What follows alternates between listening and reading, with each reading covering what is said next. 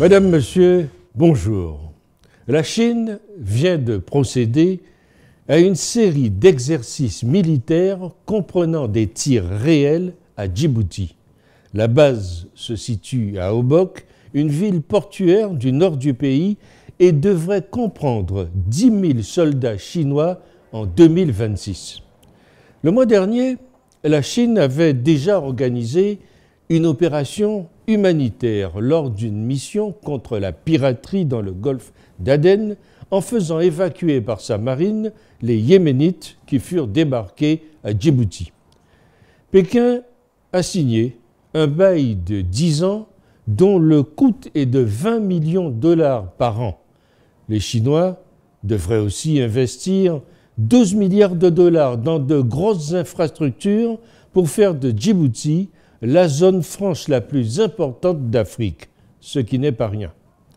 Djibouti abrite également la base militaire américaine du camp Lemonnier, une petite base japonaise et une base française.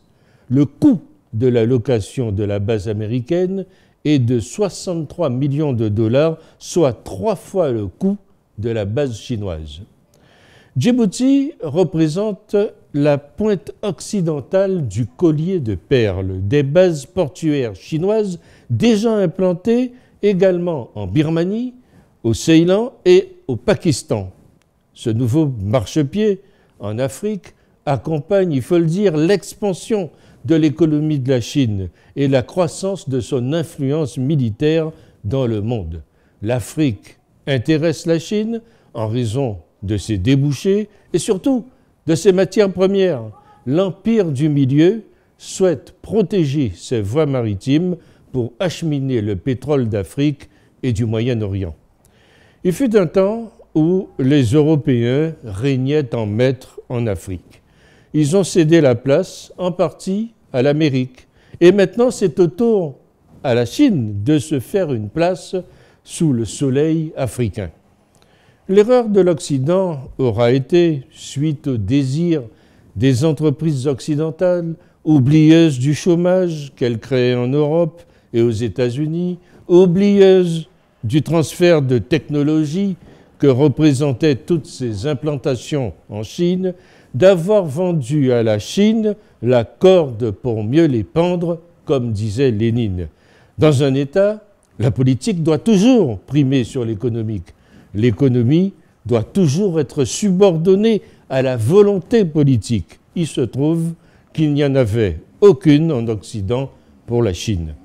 Après le transfert de richesses et de technologies effectué par le libre-échange mondialiste, la Chine manifeste maintenant une volonté de puissance économique, militaire, spatiale, scientifique, tous azimuts.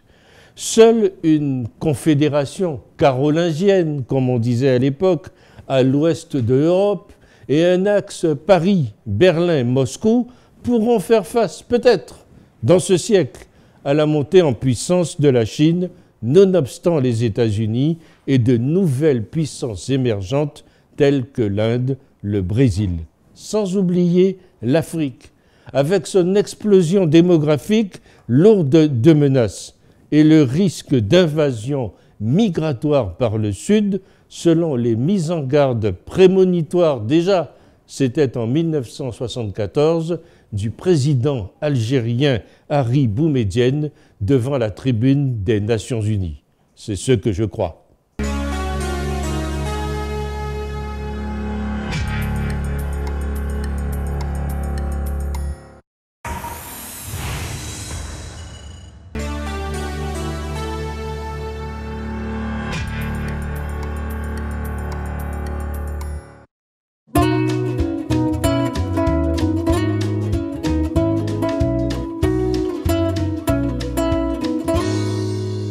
Pour toutes vos stratégies de communication, vos manifestations politiques et culturelles, vos conférences et séminaires de formation, pour toutes vos cérémonies de mariage et de baptême, vous avez désormais une adresse professionnelle. L'agence Glouzilet au 26 avenue Henri Barbus, 93 000 Bobigny. Un studio high-tech de 49 mètres carrés est mis à votre disposition avec du matériel moderne de production et de post-production. L'agence Glouzilet dispose également de 2 supports de communication sur Internet, bzd-tv.com et glouziletnews.com. Pour plus d'informations, vous pouvez nous joindre au 09 19 588 881, 06 30 768 600, 06 65 381 367.